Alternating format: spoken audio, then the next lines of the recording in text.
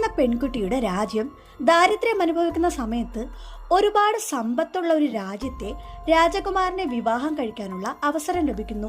സമ്പത്തുള്ള ഒരു രാജ്യവുമായിട്ട് ബന്ധം സ്ഥാപിക്കുമ്പോൾ അവളുടെ രാജ്യത്തെ ജനങ്ങളും രക്ഷപ്പെടുമെന്ന് അവളുടെ പിതാവും ആശ്വസിച്ചു. വിവാഹശേഷം ഈ രാജകുമാരൻ എല്ലോടെയും കൊണ്ട് മലമുകളിലേക്ക് ചെല്ലുകയാണ്. അവിടെ ഇവന്റെ ഫാമിലിയും ഇവളെ കാത്തു നിൽപ്പുണ്ട്.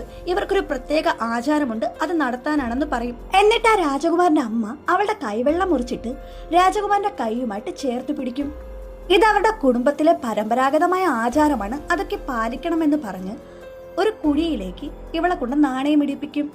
തിരികെ പോകുമ്പോൾ ഞാൻ നിന്നെയും എടുത്തുകൊണ്ട് പോകാമെന്ന് പറഞ്ഞ് എല്ലോടെയും എടുത്തുകൊണ്ട് രാജകുമാരൻ നടക്കും. കുറച്ചു കഴിഞ്ഞ് അവളോട് സോറി പറഞ്ഞ് നേരെ ആ കുഴിയിലേക്ക് എല്ലോടെയും രാജകുമാരൻ എറിയും. അവളെ അവിടെ കാത്തിരുന്നത് ഒരു പ്രതികാരദാഹിയായ ഡ്രാഗനായിരുന്നു. ഇതുപോലെ എല്ലാ പെൺകുട്ടികളെയും ഡ്രാഗന് കുരുതി കൊടുക്കും.